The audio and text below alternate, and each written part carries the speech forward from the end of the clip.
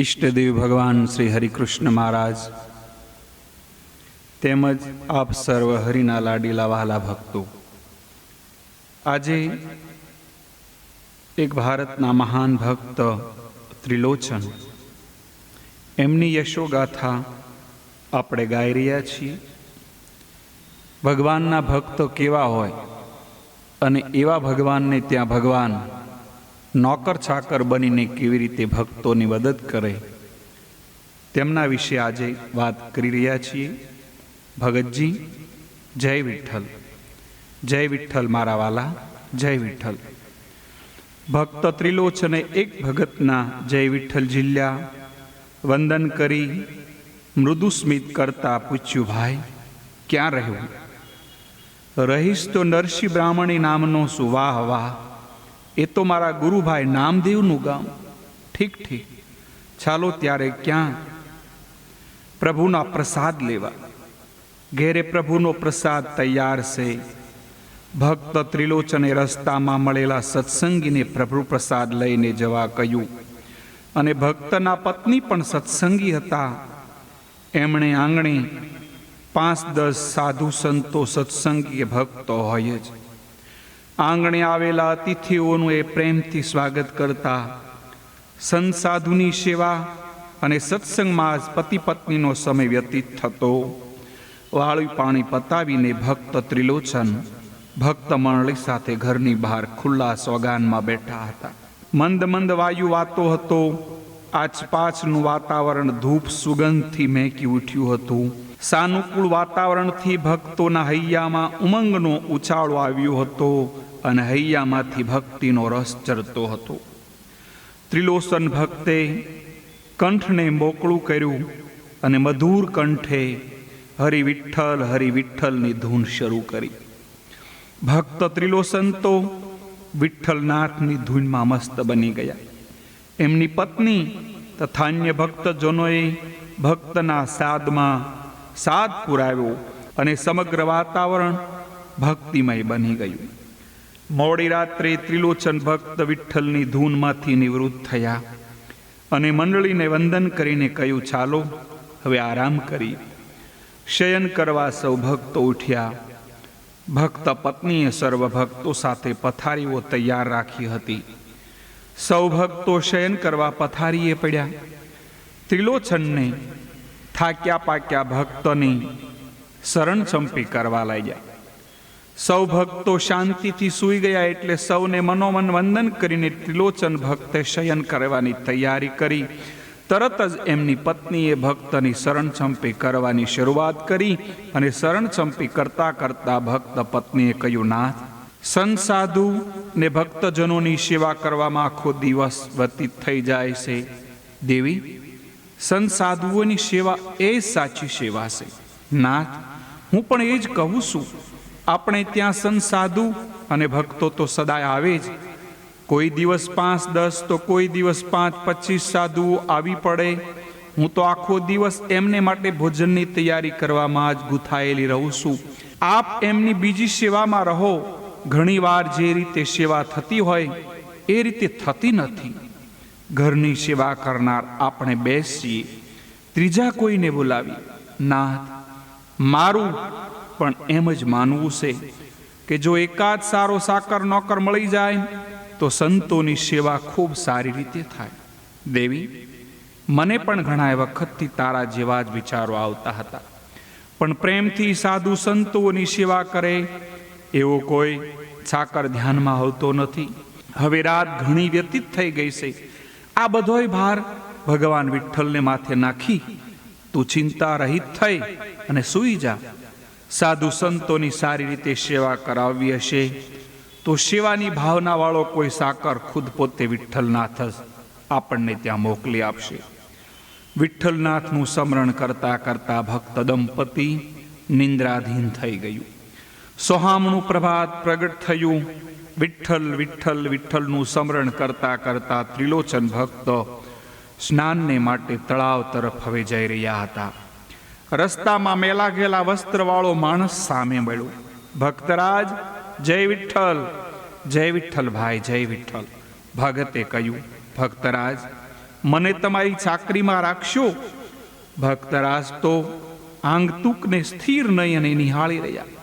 મેલા ઘેલા આ આંગતુકના મુખ પર અજબ જેવી મોહિની હતી. આંખમાં જાણે અમૃતની ક્યારી છલકાતી હતી.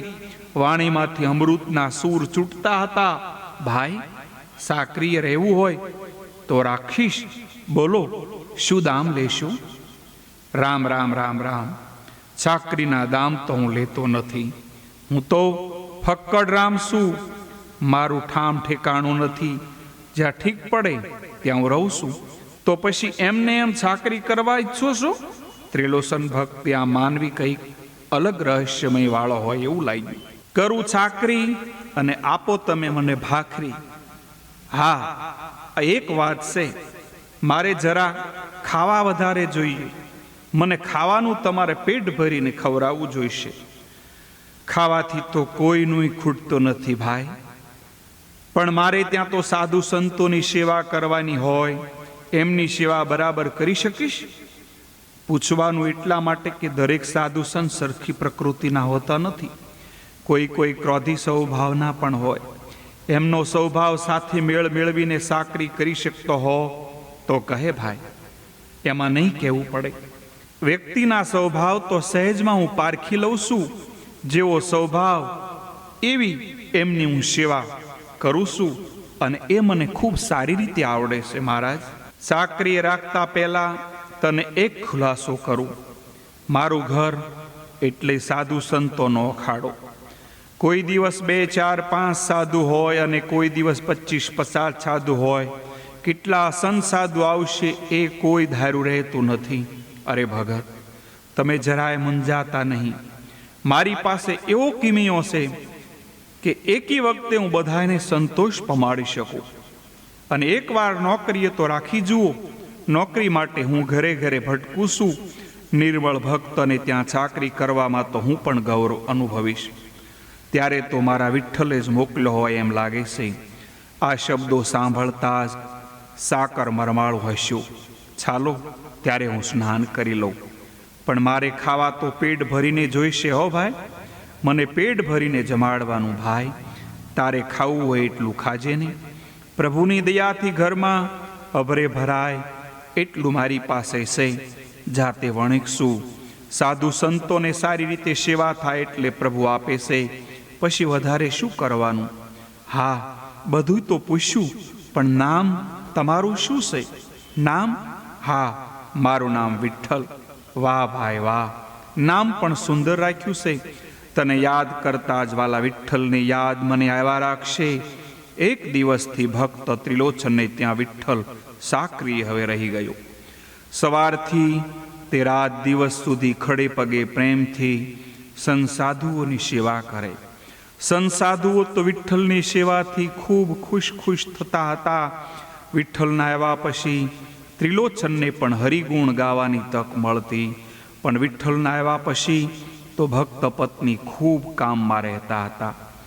સંસાધુઓ માટે સાંજ સવાર રસોઈ કરવી પડતી. એમાં પાસો અંતરાળિયાની જેમ ખાનારો વિઠ્ઠલો આવ્યો. એક બાજુ આખું ઘર ખાય અને બીજી બાજુ આ વિઠ્ઠલ એકલો ઝાપટી જાય.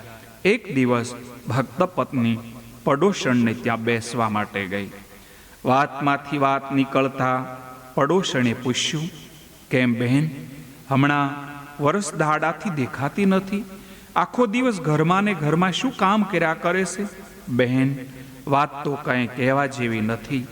આ સંસાધુની સેવામાંથી પરવારતી જ નથી એટલે અહીં હું આવી શકતી નથી. અલી મારી બહેન, એવું તે કાંઈ હોતું છે? આ કઈ વરસ દહાડાથી ઓછું સંત સેવા માંડી છે? હું તો અહીં તો સાસરે આવી ત્યારથી જોઉં છું કે આપ બંને અનન્ય ભાવે સંત સેવા કરો છો. પહેલાં તો અવારનવાર અહીં બેસવા આવતા હતા, પણ આ વરસ દહાડાથી તો સાવ તમે દેખાતા જ નથી. બહેન, તારી વાત સાચી. મારે તો ઉલમાંથી સુલમાં પડવા જેવું થયું. ગયે વર્ષે અમને વિચાર આવ્યો કે સંત સેવા માટે કોઈ ચાકર રાખ્યો હોય તો શાંતિથી પ્રભુ ભજન થાય. કેમ? તમારે ત્યાં પેલો વિઠ્ઠલો કરીને સાકર તો છે ને? બિચારો સ્વભાવનો બહુ સારો લાગે છે. અમે પણ કોઈ દિવસ કામ શીંધીએ તો એ ના નથી પાડતો. હોંશે હોંશે બધું જ કામ કરે. સાકર તો તમને સારા મળ્યા છે.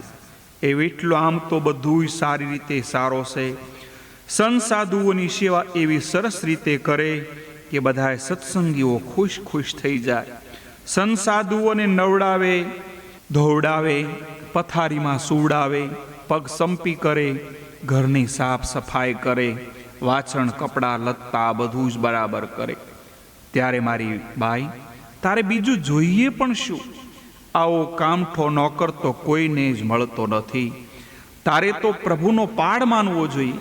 હા, એની પેઠે મારે કહેવું પડે કે કામ તો એ વિઠ્ઠલાનું જ. કામ બાબતમાં મારે ને કોઈ દિવસ ઠપકો આપવો પડતો નથી. પોતાનું જ હોય એમ એ કામ કરે છે. પણ એક વાતનો વાંધો છે, કામ સરસ કરે પણ એનો ખાવામાં ખૂબ જોઈએ. એનો ખોરાક ખૂબ જબરો છે. એક બાજુ ગામને, બીજી બાજુ એ રામ.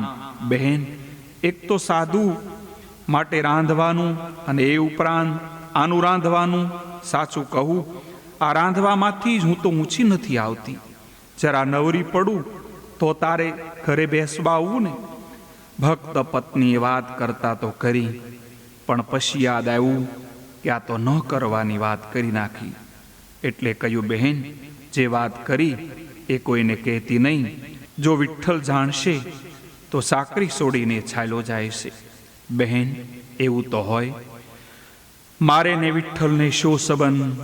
વાત કરીને ભક્ત પત્ની તો ઘરે આવ્યા. ઘરે આવીને જોયું તો વિઠ્ઠલ ન મળે.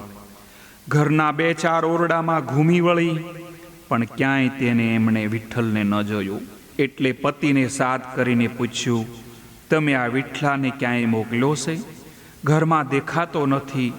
એઠા વાસણ માંજ્યા નથી. એ ક્યાં ગયો હશે? ના, મેં તો વિઠ્ઠલને ક્યાંય મોકલ્યો નથી. જા તપાસ કર. ગામમાં ક્યાંય ફરવા તો નથી ગયો ને? ભક્ત પત્ની વિઠ્ઠલને શોધવા ગામમાં નીકળી. ગામની શેરીએ શેરીએ ફરે.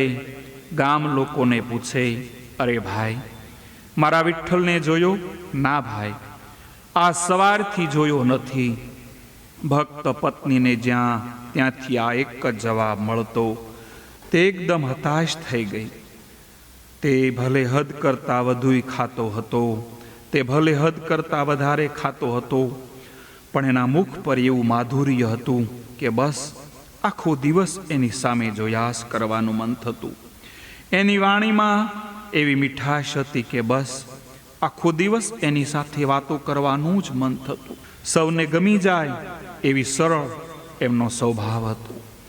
ઘેરે આવીને ભક્ત પત્નીએ કહ્યું, પણ તમે તપાસ તો કરો. હું તો આખા ગામમાં ફરી વળી, પણ ક્યાંય મને વિઠ્ઠલ દેખાતો નથી. હે, ક્યાંય નથી? તે કહ્યું હતું? ના ના, મેં તો એને કાંઈ કહ્યું નથી. એને વિશે બીજાને કહ્યું હતું?